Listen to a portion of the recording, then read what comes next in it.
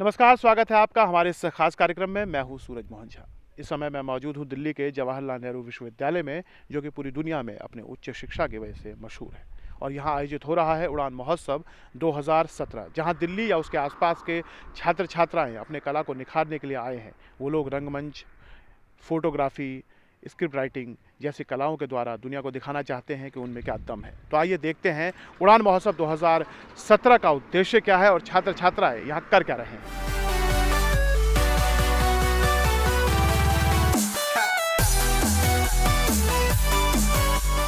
ये दृश्य है दिल्ली के जवाहरलाल नेहरू विश्वविद्यालय का, जहां दिल्ली और उसके आसपास के सैकड़ों युवा जुटे हैं अपनी प्रतिभा का लोहा मनवाने के लिए। यह आयोजन है उड़ान महोत्सव 2017।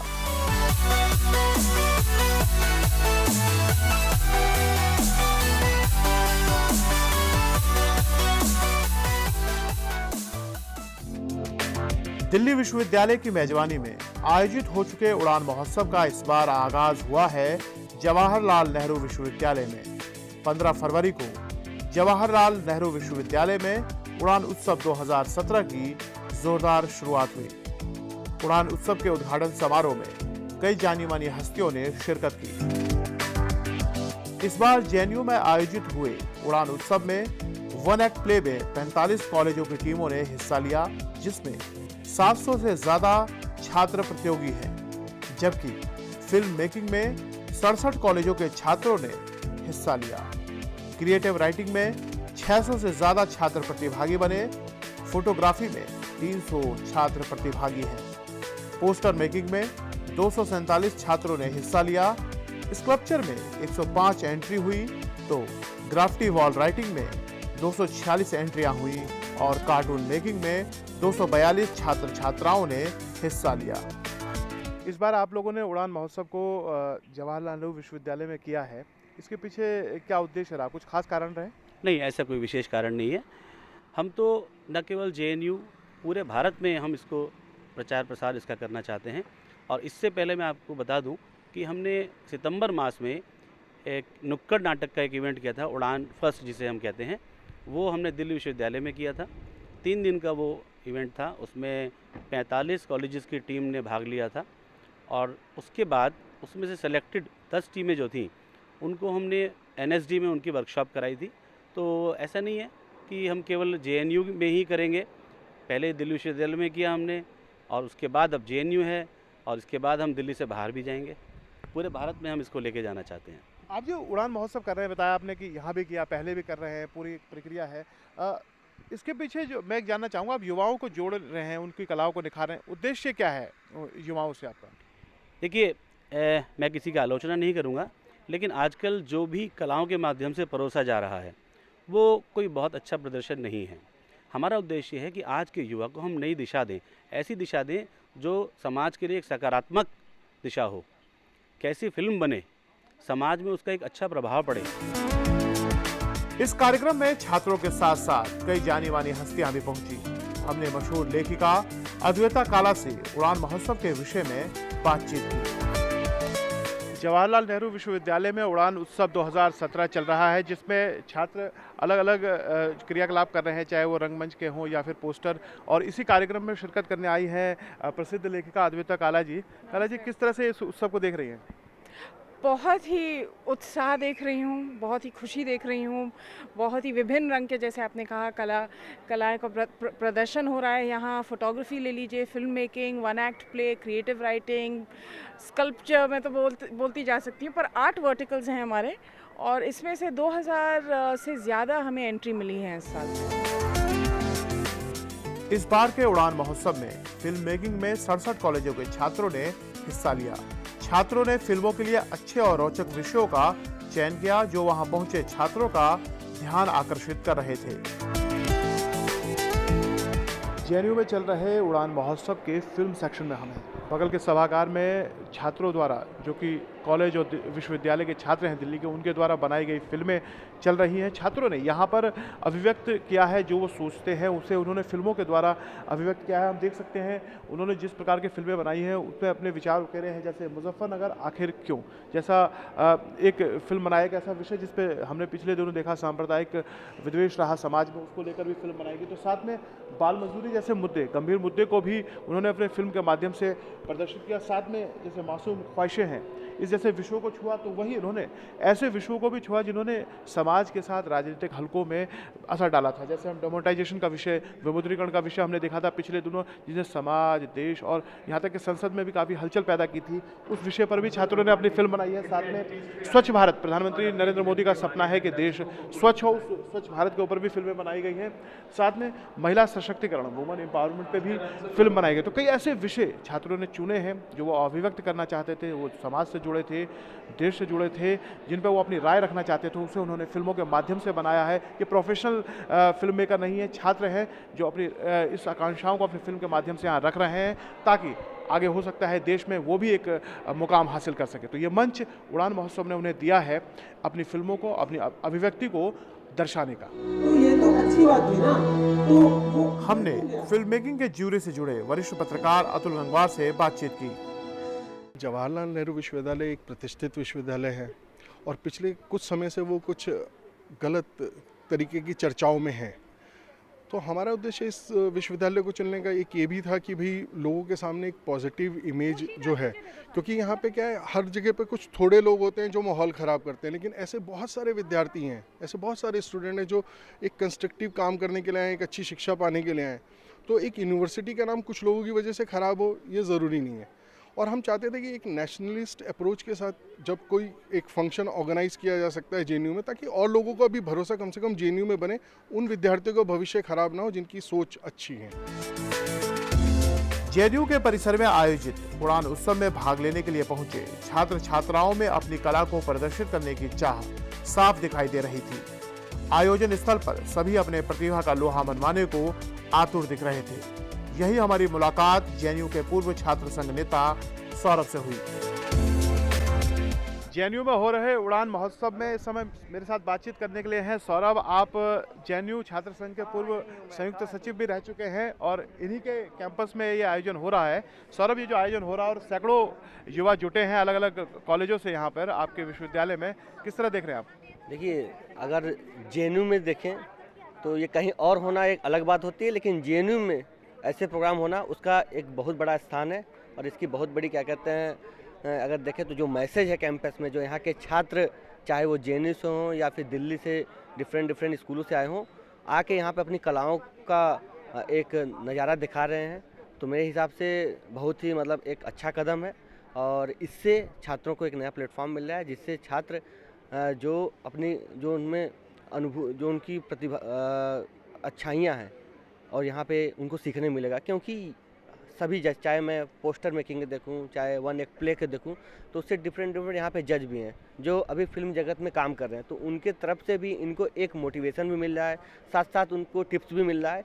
तो मैं देख सकता हूँ कि आने वाले जो समय है, जो जनरेशन होगा, इन लोग का बोलबाला होगा। ये सभी इस समय पोस्टर मेकिंग में लगे हुए हैं और सभी अपने विषयों के अनुसार ही इसे बना रहे हैं।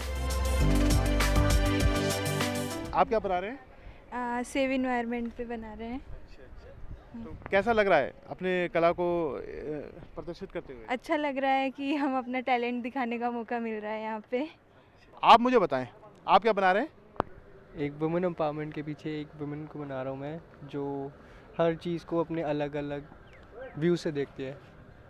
तो इससे पहले और भी आप जगहों पे अपनी कला का प्रदर्शन कर चुके हैं?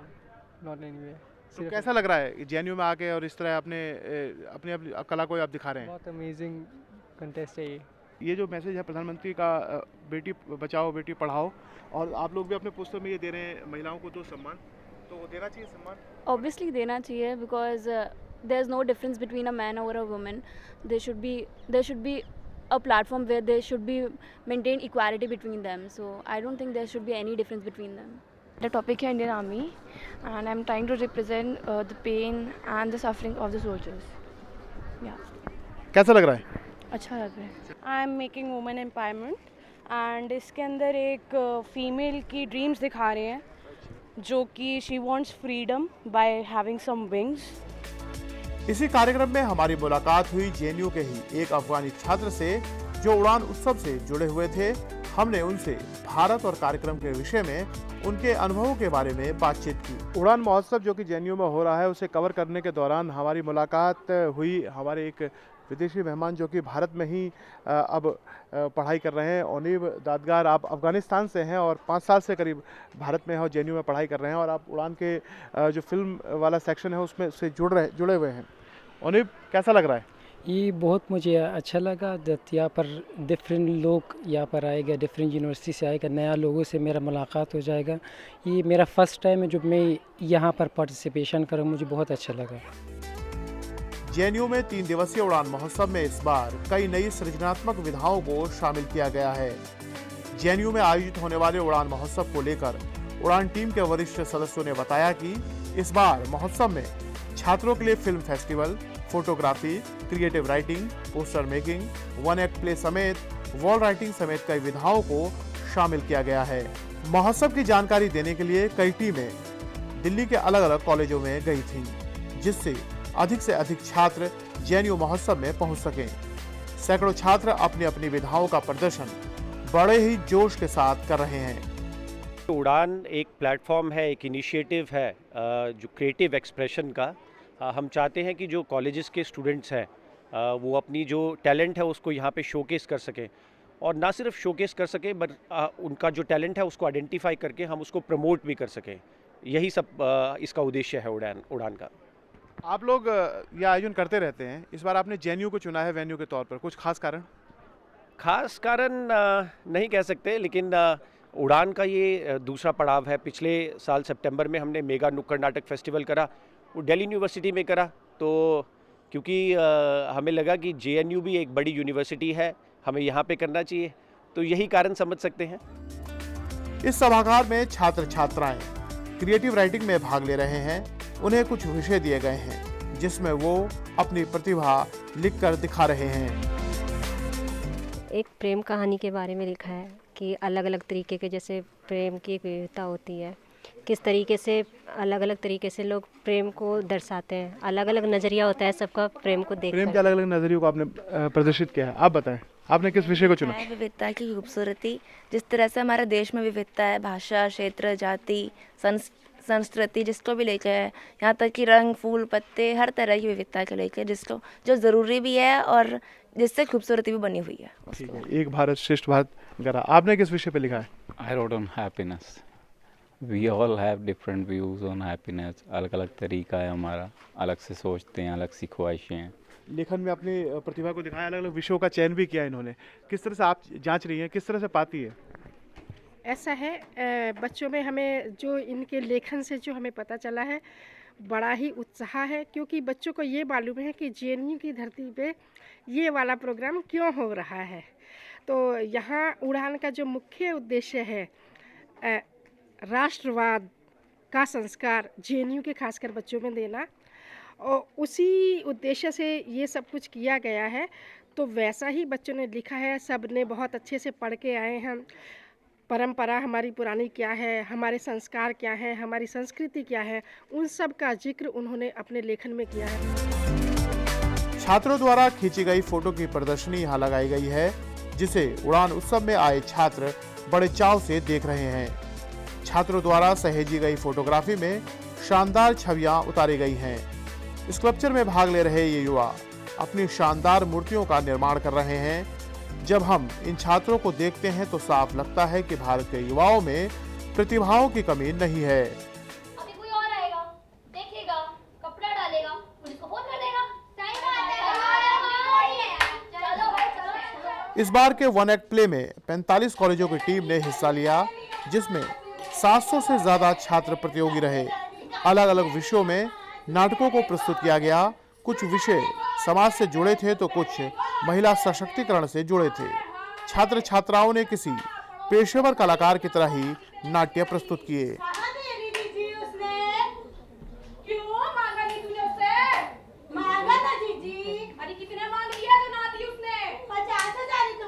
कौन सा प्ले आप लोगों ने यहाँ किया था और किस तरह का अनुभव रहा? हमारे प्ले का थीम हम सब पागल है, और हम सब पागल में हम लोगों ने बताया कि भ्रष्टाचार के खिलाफ जो एक्शन लिया जाता है, कि एक पागल बना है जो कि अपने देश के मतलब की सपोर्ट में राष्ट्रभक्त, उसके अंदर राष्ट्रभक्त की इतनी भावना है कि वो अपने देश के प्रति राष्ट्रभक्ति और भ्रष्टाचार के खिलाफ आपका थीम रहा। आप भी उसी प्ले में थी? तो आपका कैसा अनुभव रहा यहाँ पे नाटक मंचन का? मेरा उसमें चाय वाले का एक रोल था, जो मतलब इस प्ले का पूरा ये था कि देश हमारा समाज, देश आज़ाद हो चुका है बट समाज नहीं हुआ है, तो उसके लिए हमारा ये प्ले था। आपको पता है प्रधानमंत्री भी चाय वाले थे? हाँ वो थे, पता है। कैसा उड़ान में आप लोग आए, आपका प्ले हुआ, कैसे ये मंच जो मिला है युवाओं को अपने कला को दिखाने का?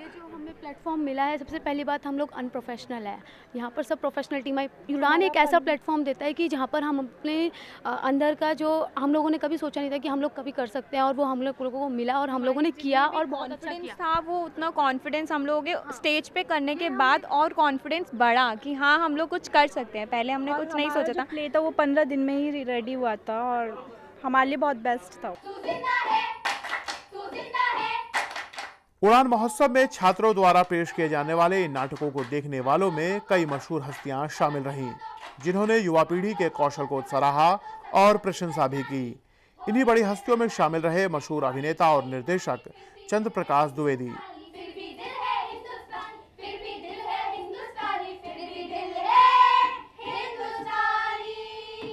जेएनयू के प्रांगण में हो रहे उड़ान महोत्सव में शिरकत की प्रसिद्ध अभिनेता और निर्देशक चंद्र प्रकाश द्विवेदी जी ने। सर, किस तरह देख रहे हैं इस पूरे आयोजन को आप?